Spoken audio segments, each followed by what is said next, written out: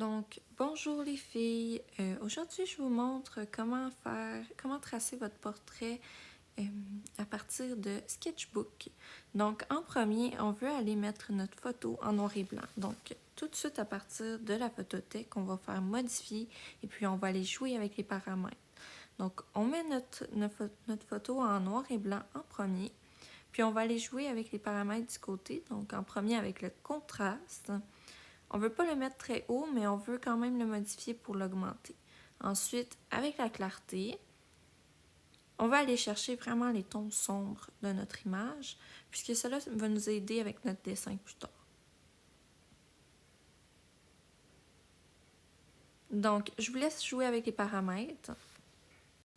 Nous nous retrouvons sur Sketchbook et nous allons importer notre photo directement de la photothèque. Et je vais recadrer ma photo pour vraiment l'agrandir sur tous les plans pour fixer mon zoom sur mon visage. Ensuite, je rajoute un calque, très important, sinon notre traçage ne fonctionnera pas. Donc, je réduis l'opacité de ma photo pour pouvoir mieux voir mes traits par-dessus mon image. Donc, je vais tracer le contour de mon visage et cela sera mes lignes contours. Et je vais aussi tracer mes yeux, mon nez, ma bouche, mes lunettes, mes cheveux, mon chandail et mon torse. Donc, je vous épargne tout le tralala et nous allons passer tout de suite à la prochaine étape des ombres.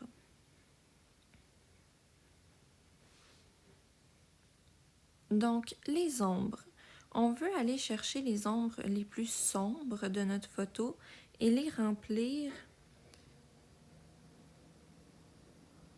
Donc, mes yeux sont une des zones les plus sombres, donc je vais aller les remplir à l'aide de l'outil remplissage. Il faut bien faire attention puisque sur un nouveau calque, il faut vraiment retracer toute la zone au complet puisque la zone remplissage se remplit seulement dans un trait plein. Voilà.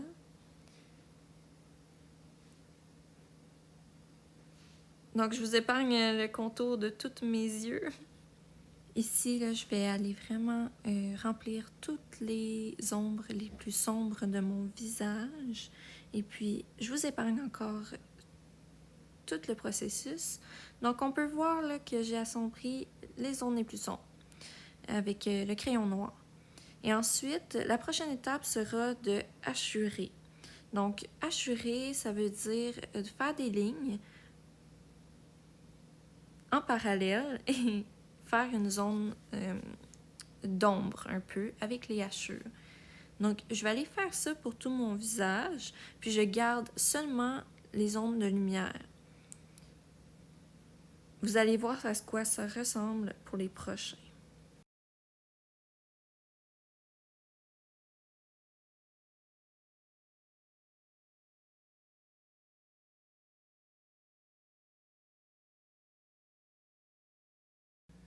Donc, au final, toutes les zones hachurées donnent ce résultat-là. Et puis, ce que je vais vous demander de faire, c'est d'importer votre image à partir de partager. Donc, c'est une image PNG si on veut juste les lignes. Et puis, au final, votre autoportrait devra ressembler à cela. Merci les filles, on se revoit dans le tutoriel numéro 2. Au revoir!